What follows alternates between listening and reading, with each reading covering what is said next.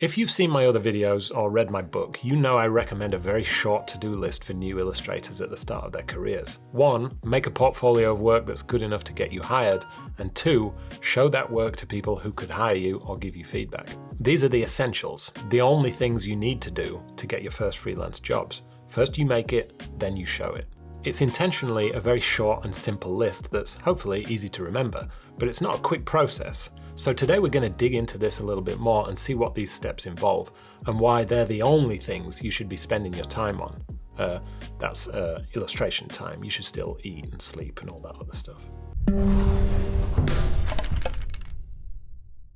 I'm James, an illustration agent from the UK, and at one time in my life I was trying to make it as an illustrator. I realised pretty quickly that doing that wasn't the right path for me. I didn't want it enough, but it led me to finding something that I really did want to do and something that I wanted to get really good at. I made a lot of mistakes when I was trying to be an illustrator by trying to do too many things at once and not really having a clear goal. It's only in recent years, while reflecting on that period of my life, that I've been able to extract the useful lessons that I now share with other new illustrators going through the same thing. While I was in it, I couldn't see where I was going wrong, but now I have a bit of distance from it. I can see that a lot of the things I was spending my time on were in an effort to avoid these two essential tasks. I didn't put the time into getting really good at the foundational illustration skills of drawing or developing my style, and I was too scared to show my work to the people who could have pointed that out to me. I had limited time, and I spent that precious time doing all the wrong things that I now know aren't essential. I spent a lot of money on the best equipment I could get my hands on. My thinking was all that kit would make me a better illustrator. I was wrong. I spent time working on making my website look really good and writing a blog about my process. Well, I didn't even have a process, and while the website may have worked well, it didn't have any good work on it. I spent a stupid amount of time writing and tweaking my about page, and I'd be surprised if anyone apart from me ever read it. I rented a desk in a studio space with some other illustrators. It was a cool place, but an unnecessary expense. I actually did learn a lot from the illustrators I worked with there, but it's only in hindsight that I can see why they were doing so well and why I wasn't. I designed business cards and mail outs, and after 2 years, I still had most of them on my desk because I never put the work into finding a long list of clients that I could send them to. I spent tons of time looking at other illustrators' work and feeling bad about my own skills, but never really taking the time to analyze that work to see what I could learn from it. I paid for a page in the directory of illustration. That was a big expense, and I never made any money back from it because my work wasn't any good. Social media wasn't the same tool then as it is now. I think it was before Instagram existed even, but I did post a lot of my work on Facebook, but it was only my friends and family that ever saw it, so it was a waste of time. This all happened over a period of about 2 years, and because I'd spent a lot of money, it ran out quickly, meaning I had to go get another job to pay rent, which meant I had even less time to spend on developing my skills. I wasted a lot of time and money. At a very basic level, if I'd spent 2 years just learning how to draw with a pencil and paper, I'd have spent nothing and had a much better chance of getting hired to be an illustrator by the end of it. But I didn't enjoy being a beginner and not being very good at my skills, so I masked that insecurity by keeping myself busy with loads of other things that were low risk and didn't matter ultimately. So, thanks for bearing with me through that little therapy session. It took me a long time to be able to be honest about that because I felt like a failure for a good few years afterwards. I pretty much just blocked it out for ages and simply didn't think about it until I saw an opportunity to put that failure, let's call it experience, to good use. And I hope my experience can be useful to some of you. So let's look at step 1. Make a portfolio of work that's good enough to get you hired. If you want to make good money as an illustrator and have a long career as a creative, then you have to get really good at what you do to stand out from the competition. You have to master your skill and your style and learn to be a good business person and salesperson, and you have to get good at presenting your work and all kinds of other things. But becoming a master is a life's work, and you can't really get to that point without working professionally with clients. So the first step on that journey is getting your first client. And to get that first client, your work only has to be good enough to get them to hire you. It's not going to be perfect. It doesn't have to be perfect. Just good enough to get your foot in the door or to get you on the first step of the ladder or whatever metaphor you want to use. But even so, getting to that good enough stage is no easy task. Let's say you want to make a portfolio of 20 images that are good enough to get a client to hire you. Well, you've got to make a hell of a lot of bad illustrations just for practice before you can make something good enough to be seriously considered by a real client. And how long is that going to take? It could be months, could be years.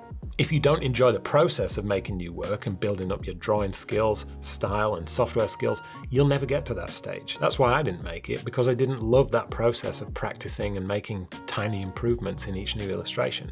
You've got to love doing it if you want to stay motivated. Once you start working with real clients, you'll have a whole new set of skills to learn, and you'll get real on-the-job feedback, and you'll discover all kinds of other things that you want to practice too. But up until that point, it really is a repetitive process of practicing your craft and getting it to that good enough stage where you cross over the minimum barrier for entry into the professional world. A lot of people don't make it. They can't push themselves to keep improving for long enough to get there, and they run out of steam and they get frustrated and they quit. Step 2, show your work to people who can hire you or give you feedback, doesn't necessarily come after step 1. It's really an essential part of the first step and something that you should start doing once you begin to feel confident in your skills. Showing your work to people who can give you constructive feedback is going to accelerate your progress in getting good at what you do. Your opinion of your skills and your work, even if you could have an accurate opinion of your own work, which you probably can't, is just one person's opinion, and that's not enough. You need other people to give you feedback on what's working and what could be improved. Ideally, you'll be asking people who know what they're talking about, like real clients or experienced illustrators, but even getting a critique from another beginner who's at the same stage as you are can reveal ideas that you wouldn't have thought of. Your family and friends aren't likely to be much use, but anyone with an interest in illustration and ideally some experience in it will be able to help. The more people you ask for feedback, the quicker your work will improve. I have a whole chapter on the importance of feedback in my book, The Illustrator's Guide, because I believe it is vital if you want to get good, or even just good enough. This is not about sharing your work on social media. That can be a massive time suck if you let it, and you're not really getting feedback on your work on social media. A like is not useful feedback. I'm talking about sharing your work directly with these people. Email them, try to meet them at events, or ask them if you can buy them a coffee. There's no point sharing work on social media that's not good enough. It's not going to help you, it's not going to get you hired. It's just going to be a source of frustration. Share your work on social media when it's good. That means after you've put in the practice behind closed doors and after you've got feedback from real people. Then it'll be good enough to win you some fans and followers if that's what you want. Until then, it might just be another distraction. When you've been practicing your skills for a while and you're getting some encouraging feedback from people who know what they're talking about, then you can seek out real clients and show your work to them.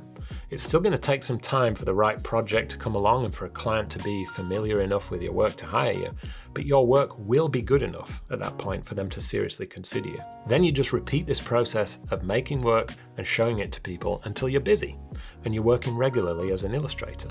And once you're making some money from your art, go ahead and dive into all those non-essential activities. Get a new website, print some mail outs, rent a studio, upgrade your computer. Once you know you can get a handful of clients to hire you, you know you can get more clients to hire you. Then these things are an investment. Before that, they're an expensive risk and a distraction. 2 steps, make the work and show the work.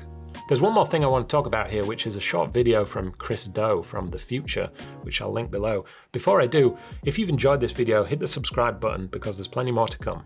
All of the content the future puts out for creative professionals is incredibly valuable, but this one stuck with me. Chris has a very simple model of how to become successful in a creative career, which he calls the 3 M's. The first is mastery. That means get really, really good at something. Spend as much time as it takes to level up your skills and learn everything you can about it. The second is media, which means learning how to demonstrate your mastery of a skill. Maybe it's videos, classes, or tutorials. This is what I'm trying to do in my videos. It's more than simply sharing your work on social media. It's a demonstration of how you use and apply your skills to create that work. It's teaching other people, and in the process, you will gain respect for the skills you've worked hard to develop. If you master a skill, but never demonstrate your mastery of it, no one's ever going to know. The last M is monetize. We all want to make money from what we do, but most people rush into trying to make money before they've really got good at something, and then they struggle. Get really good at your skill first, then demonstrate how good you are. Then you'll find it a lot easier to make money from it. See you next time.